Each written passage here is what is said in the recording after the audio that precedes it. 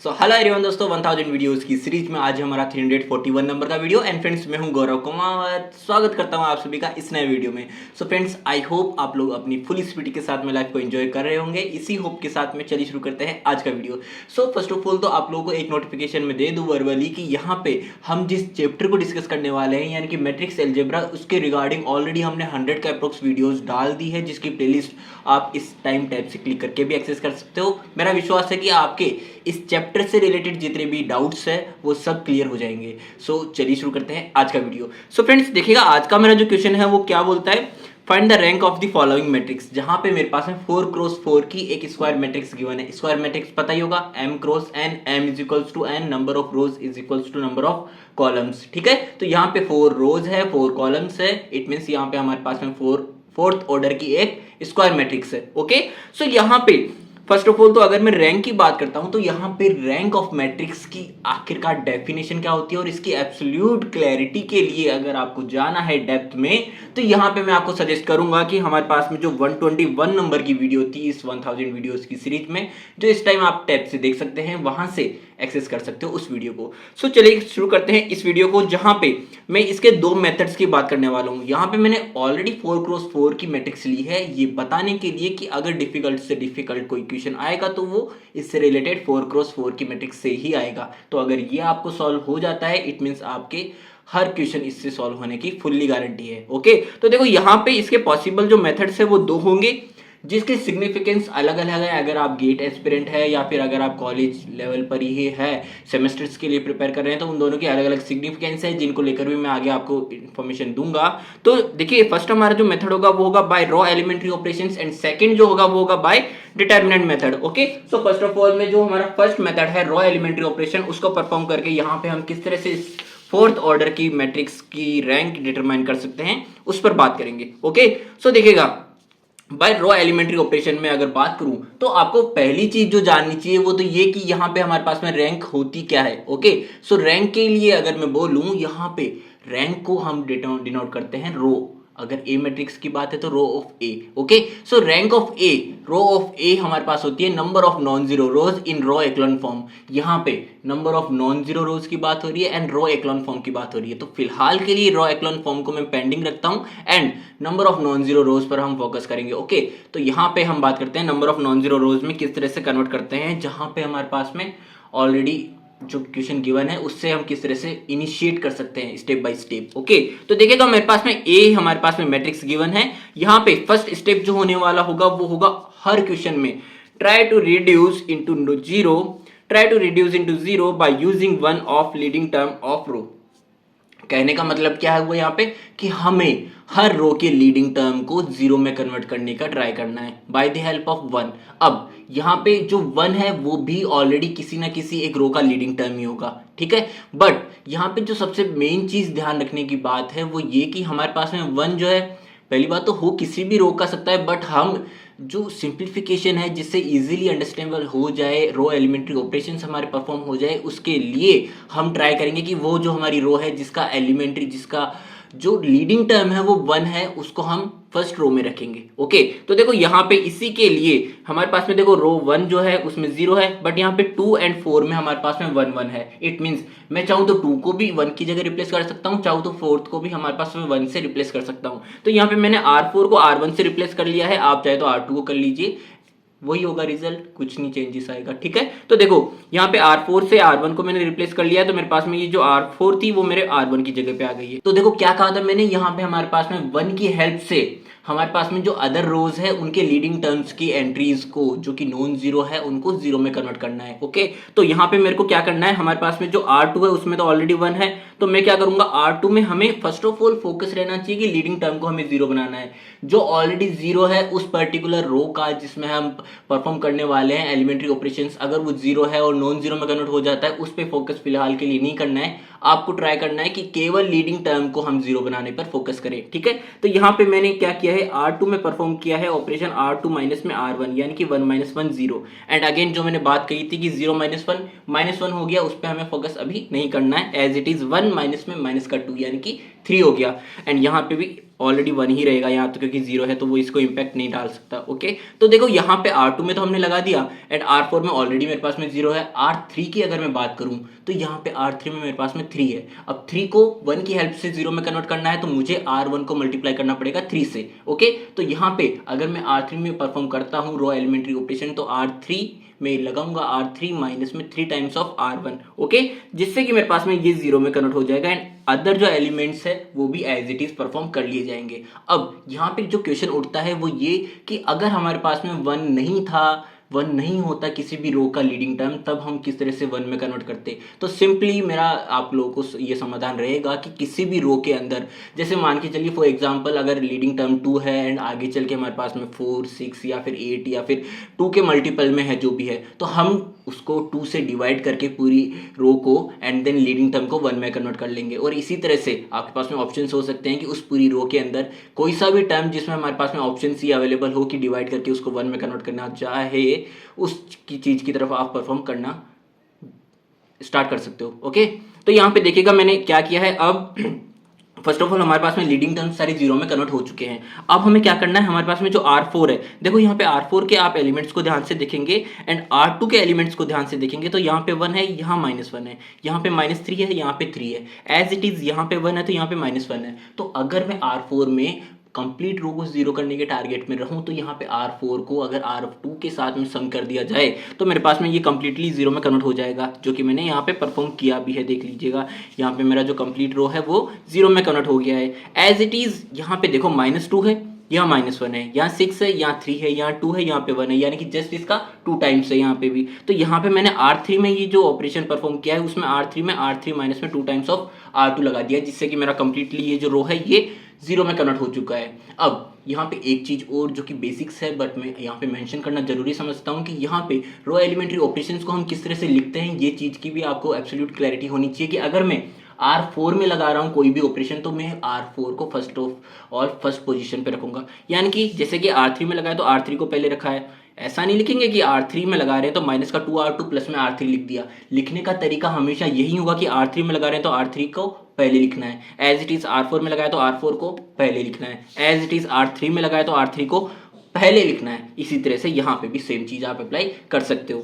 तो देखिएगा यहाँ पे जो मैंने बात कही थी इनिशियली आपसे, जिसको मैंने कहा था कि हम इसको लास्ट में सॉर्ट आउट करेंगे, तो देखो क्या कहा था, नंबर ऑफ नॉन जीरो रोज किस फॉर्म में, इन रो एक्लॉन फॉर्म। अब यहाँ पे रो एक्लॉन फॉर्म आखिरकार होती क्या है उसको लेकर मैं आपको जो कंडीशन से रो एक्लॉन फॉर्म के लिए वो डिस्कस करने वाला हूँ। ओके, सो देखिएगा यहाँ पे फर्स्ट ऑफ ऑल जो हमारे पास में मैट्रिक्स फाइनली हमने रिड्यूस की है रो एलिमेंट्री ऑपरेशंस लगा के, अब यहां से आप एक चीज कंक्लूड कर सकते हैं कि इसमें किसी भी तरह से और रो एलिमेंट्री ऑपरेशंस परफॉर्म करके मोर नंबर ऑफ जीरोज में कन्वर्ट करना पॉसिबल नहीं है। ये एब्सोल्यूट स्टेप आ चुका है इसके लिए, इस मेथड के लिए। ओके, तो यहाँ पे हमारे पास में रो एक्लॉन फॉर्म में वो कन्वर्ट हुई है या फिर नहीं हुई है, ये चीज हम किस तरह से क्लैरिफाई करेंगे उसके लिए देखिएगा रो एक्लॉन फॉर्म के लिए क्या क्या हमारे पास में कंडीशंस अप्लाई होती है। सो देखिएगा फर्स्ट हमारे पास में कंडीशन क्या है, zero row sitting at bottom. अगर कोई रो कंप्लीटली जीरो में कन्वर्ट हो चुकी है तो उसको आप प्रयास करिए बॉटम में रखने का, जो कि मैंने यहाँ पे किया है। ऑलरेडी हमारे पास में R4 एंड R3 को हमने क्या रखा है, बॉटम में रखा है। एज इट इज हमारे पास में जो सेकंड कंडीशन है, जो कि इसकी सबसे इंपॉर्टेंट कंडीशन भी होने वाली है, ध्यान से देखिएगा क्या है, first non zero entry of each row. Again पढ़िए, इसको वापस से पढ़िए, क्या है, first non zero entry of each row, first non zero entry of each row. ये मैटर नहीं करता कि वो फर्स्ट पोजीशन पे है या सेकंड पोजीशन पे है, फर्स्ट नॉन जीरो। देखो यहाँ पे फर्स्ट नॉन जीरो, इस रो की बात करूँ तो ये सेकंड पोजीशन पे है, ठीक है, बट है नॉन जीरो। तो यहाँ पे first non zero entry of each row must be to the right of the leading entry of row above it. कहने का मतलब है कि इससे जस्ट ऊपर वाली जो रो है उसमें जो हमारे पास में नॉन जीरो एंट्री है उसके राइट में होगी वो एंट्री जो कि हमारे पास में सेकंड रो में नॉन जीरो है। इट मीन्स यहाँ पे अगर मैं -1 की बात करता हूं तो इससे जस्ट ऊपर वाली रो में जो नॉन जीरो एंट्री है उसके राइट साइड में ये एग्जिस्ट कर रही है। ओके, ये आती है बात समझ में, ये यहाँ पे हमारे पास में जो कंडीशन है वो फुलफिल भी हो रही है। सेकेंड हो गया। थर्ड हम बात करें तो यहाँ पे zeros below leading term. Leading term, अगर मैं फर्स्ट रो की बात करूं तो यहाँ पे लीडिंग टर्म हमारे पास में 1 है, जिसके बिलो हमें क्या चाहिए, 0 चाहिए। As it is second row में अगर मैं जीरोस की बात करूं तो यहाँ पे मेरे पास में -1 जो कि नॉन जीरो एंट्री है, जिसके बॉटम में हमें क्या चाहिए, 0 चाहिए, जो कि यहाँ पे भी फुलफिल हो रहा है। ठीक है, तो देखो यहां से रो एक्लोन फॉर्म में कन्वर्ट हो चुका है। तो यहां पे मेरे पास में जो रैंक है उसकी क्या थी definition, number of non zero रोज। तो यहां पे नंबर ऑफ नॉन जीरो रोज हमें किस फॉर्म में चाहिए था, रो एक्लोन फॉर्म में। तो यहां पे मेरे पास में 2 नंबर ऑफ नॉन जीरो रोज है, इट मींस मेरे पास में इसकी जो रैंक आ गई है वो क्या आ गई है, 2 आ चुकी है। तो अगर मैं यहां से कहना चाहूं, यहां से कंक्लूड करना चाहूं तो मैं कहूंगा कि हमारे जो फर्स्ट मेथड था जहां पे हम बाय रो एलिमेंट्री ऑपरेशंस परफॉर्म करके हम क्या करने वाले थे, इसकी रैंक डिटरमाइन करने वाले थे, तो वहां से हमारे पास में फाइनली कंक्लूजन आ चुका है, जिसको मैं फाइनली इस तरह से कंक्लूड कर सकता हूं। ठीक है, बट अब अगर मैं अगर सेकंड मेथड की बात करता हूं तो देखो एक चीज मैं यहां पे मेंशन कर दूं कि सेकंड मेथड में आप लोगों की अंडरस्टैंडिंग के लिए, बेटर अंडरस्टैंडिंग के लिए, यहां पे मेरे जो अंडरस्टैंडिंग इंक्रीज करने के लिए या फिर जो हमारा सिंप्लीफाई करने के लिए मैं बोलूं, हमने जो ऑलरेडी निकाल लिया था, जिसमें हमने रो एक्लोन फॉर्म में कन्वर्ट कर लिया था, जहां से हमने आंसर निकाला था, उसी मैट्रिक्स को यूज में लेने वाला हूं, ताकि आप जो इसकी कंडीशंस है उनको जल्दी से जल्दी एब्जॉर्ब कर सके। एंड देन मैं इसी के साथ में जो हमारे पास में सेकंड जो इसका एक्चुअल फॉर्म है, जो रो हमारे पास में मैट्रिक्स मिली है, उसको हम किस तरह से by the help of determinant method rank determine कर सकते हैं, वो भी मैं बताऊंगा। ठीक है, फर्स्ट ऑफ ऑल हम बात करेंगे इसकी क्या कंडीशंस की। ओके, तो देखो यहां पे rank of a matrix is R, if a rank of a matrix is R, अगर यहां पे मैं इसको हमारे एक्चुअल क्वेश्चन से रिलेट करना चाहूं, तो अगर हमारे पास में उस पर्टिकुलर मैट्रिक्स की रैंक 2 है, तो यहां पे इसके अकॉर्डिंग क्या होना चाहिए, अगर 2 है तो there is at least 1 non zero minor of order R whose determinant is not equal to 0। वापस रीड करो, there is at least one non-zero minor of order r whose determinant is non-equal to 0। अब देखो मैं इसको हमारे question से relate करके बोलूं तो यहाँ पे इसके कहने का मतलब है कि अगर मेरे पास में जो रैंक है वो 2 आ चुकी है, तो यहाँ पे eight least 1 non zero minor होना चाहिए सेकेंड ऑर्डर का। ठीक है, तो यहाँ पे ऑर्डर r यानी कि ऑर्डर हमारे पास में 2 होना चाहिए, एंड हमारे पास में एटलीस्ट कम से कम एक नॉन जीरो माइनर तो एग्जिस्ट करना ही करना चाहिए, ज्यादा हमारे पास में कितना भी हो, बट कम से कम हमें एक चाहिए। ठीक है, तो देखो यहाँ पे whose determinant is not equal to 0, यानी कि बाकी सारे माइनर्स की डिटरमिनेंट वैल्यू भले ही 0 हो जाए, बट एक माइनर ऐसा होना चाहिए जिसकी हमारे पास में वैल्यू क्या आए निकल के, नॉन जीरो आए, और वो उसी ऑर्डर का होना चाहिए जिस ऑर्डर की हमारे पास में ऑलरेडी क्या आ चुकी है, रैंक आ चुकी है। ये है नंबर 1 कंडीशन। ठीक है, अगर मैं इसको यहाँ पे परफॉर्म करके दिखाऊं, हमारा जो रिजल्टेंट मैट्रिक्स आई थी रो एक्लोन फॉर्म में, वहां से, तो देखो इसके कहने का मतलब है अगर मैं यहां से 2 ऑर्डर है तो 2 क्रॉस 2 के मैंने यहाँ पे नॉन जीरो माइनर लेना है। ठीक है, तो देखो यहाँ पे 1 1 एंड देन 0 -1, इसका अगर आप डिटरमिनेंट निकालेंगे तो क्या आएगा, देखो क्रॉस मल्टीप्लाई करके -1 एंड देन -0, यानी कि -1 doesn't equal to 0। Okay, and इसी तरह से देखो इस वाली 2 क्रॉस 2 के लिए भी यहाँ पे नॉन जीरो है डिटरमिनेंट वैल्यू, इसके लिए भी 2 क्रॉस 2 के लिए हमारे पास में क्या है, डिटरमिनेंट वैल्यू नॉन जीरो है। एज इट इज इन सभी में देखो यहाँ पे मेरे पास में 0 नहीं मिल रही है। ठीक है, नॉन जीरो नहीं मिल रही है, सॉरी, यहाँ पे हमारे पास में उन सभी की क्या है, 0 है। तो यहाँ पे मेरे को तो केवल एक ही चाहिए था ऐसा नॉन जीरो माइनर। ठीक है, बट यहाँ पे मेरे को ऑलरेडी 3 मिल चुके हैं, तो मुझे किसी भी तरह के डाउट की यहाँ पे गुंजाइश नहीं बनती है। अब देखो ये आप यहाँ से वेरीफाई कर सकते हो। सेकंड जो कंडीशन मेरे पास में है, अगर हमारे पास में उसका ऑर्डर r है तो every minor of order r plus 1 of a is 0। यहाँ पे कहने का मतलब है कि अगर मेरे पास में मैट्रिक्स की रैंक 2 आ चुकी है तो एवरी माइनर जो कि हमारे पास में ऑर्डर 3 कंटेन करता होगा, उसकी डिटरमिनेंट वैल्यू क्या होगी, 0 होगी। यानी कि 4 क्रॉस 4 की स्क्वायर मैट्रिक्स के अंदर जितने भी पॉसिबल 3 क्रॉस 3 की स्क्वायर मैट्रिक्सेस है, उन सभी की हमारे पास में डिटरमिनेंट वैल्यू 0 आनी चाहिए, तब जाके हमारे पास में इसकी हम 2 रैंक डिटरमाइन कर सकते हैं by the help of determinant method. Okay, तो देखो यहाँ पे हमारे पास में पॉसिबल, देखो यहाँ पे ये वाली 3 क्रॉस 3 की है, ये वाली 3 क्रॉस 3 की है, ये वाली भी 3 क्रॉस 3 की है, एंड ये वाली भी 3 क्रॉस 3 की है। यानी कि ऊपर से 2 नीचे से 2, यानी कि 4 पॉसिबल 3 क्रॉस 3 के माइनर्स है 4 क्रॉस 4 की स्क्वायर मैट्रिक्स में। तो देखो यहाँ पे मैंने चारों लिख दिया है, और इन सभी की वैल्यूज आप खुद से निकाल के देखेंगे। फर्स्ट ऑफ ऑल तो यहाँ पे ये पूरी रो 0 है, तो इसकी डिटरमिनेंट वैल्यू 0 ही आएगी, यहाँ पे भी 0 आएगी, यहाँ पे भी 0 आएगी, यहाँ पे भी 0 आएगी, तो ये नो डाउट 0 ही आना है सभी की वैल्यू डिटरमिनेंट। ठीक है, तो यहाँ से हम फाइनली कंक्लूड कर सकते हैं कि इसकी हमारे पास में rank by the help of determinant method कितनी आई है, 2 आई है। अब मैं ट्राई करूंगा कि हमारे पास में एक्चुअल क्वेश्चन अगर दे दिया जाए तो यहाँ पे तो हमने रो एक्लोन फॉर्म जो ऑलरेडी आ चुकी थी वहां से परफॉर्म करें ये सभी कंडीशंस आपको फुलफिल कराने के लिए, वेरीफाई कराने के लिए। बट अब मैं एक्चुअल क्वेश्चन से बताऊंगा कि किस तरह से यहाँ पे हमें डायरेक्ट करना है विदाउट रो एलिमेंट्री ऑपरेशन परफॉर्म करें। ठीक है,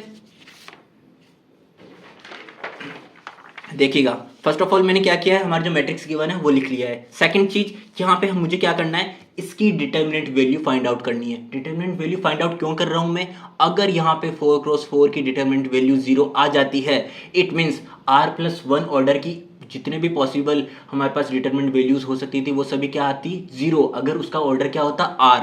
तो अगर इसका ऑर्डर हमारे पास में 3 होगा, ऑलरेडी हमें पता है इसका आंसर आ चुका है, बट अगर इसका किसी भी तरह से 3 होगा आंसर तो यहाँ पे हमारे पास में 4x4 की जो डिटरमिनेंट वैल्यू है वो 0 आनी चाहिए। ठीक है, तो यहाँ पे हमारे पास में इसकी डिटरमिनेंट वैल्यू के लिए आप इस तरह से भी परफॉर्म कर सकते हो कि किसी एक रो को उठा लो एंड देन यहाँ पे उस रो के करस्पॉन्डिंग रो को एंड देन कॉलम को एक्सट्रैक्ट आउट करने के बाद में हमारे पास में जो रो बचेगी उसकी डिटरमिनेंट वैल्यू फाइंड आउट करो। यानी कि अगर मैं 0 के थ्रू करता हूँ, यहाँ पे इस रो को एलिमिनेट कर दिया, इस वाली कॉलम को एलिमिनेट कर दिया एंड देन इसकी जो डिटरमिनेंट वैल्यू है वो इसी तरह से -1 यहाँ पे एंड इसी तरह से +3 यहाँ पे। देखिए अल्टरनेट साइन होता है, ये आपको पता है, -1 to the whole power m+n। ठीक है, मैं आप लोगों से एक्सपेक्ट करूंगा कि इतनी से आपको पता होगा जब हम ऑलरेडी 100 के अप्रोक्स वीडियोस डिस्कस कर चुके हैं। ठीक है, इस टॉपिक पर। सो देखिएगा यहाँ पे इस तरह से भी आप कर सकते हो इसकी डिटरमिनेंट वैल्यू को डिटरमाइन, बट मैं यहाँ पे दूसरे मेथड का यूज में लेने वाला हूँ क्योंकि ये बहुत ज़्यादा लेंथी हो जाएगा अगर मैं बात करूँ 4x4 मेथड के लिए,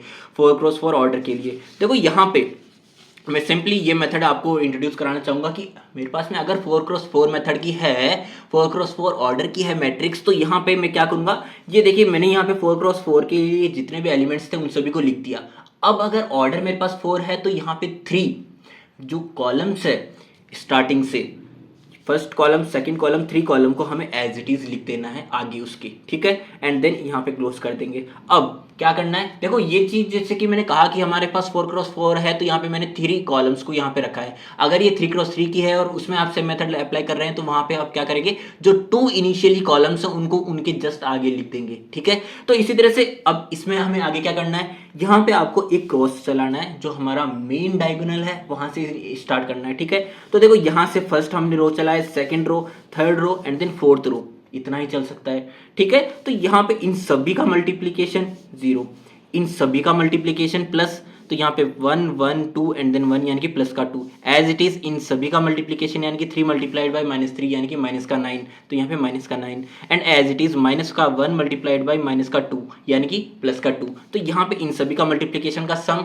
ब्रैकेट माइनस क्या करना है, अब हमें सेम देखो हमें अब नीचे से ऊपर, पहले ऊपर से नीचे एरो चलाया, अब नीचे से ऊपर एरो चला के मल्टीप्लाई करना है उन सभी डायगोनल एलिमेंट्स को करस्पॉन्डिंग। ओके, तो यहाँ पे इस वाले तरह से हमने इनको मल्टीप्लाई किया, प्लस इनको मल्टीप्लाई किया, प्लस इनको मल्टीप्लाई किया एंड देन प्लस इनको मल्टीप्लाई किया।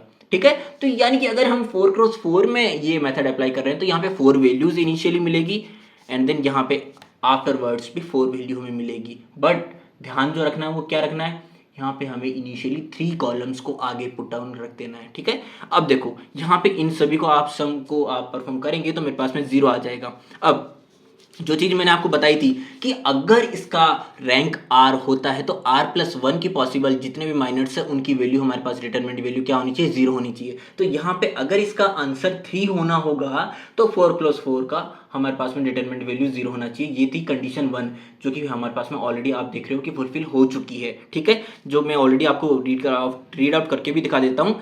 Every minor of order r+1 is 0 if the rank of the matrix is r। ठीक है, सेम चीज मैंने बोली, नो डाउट।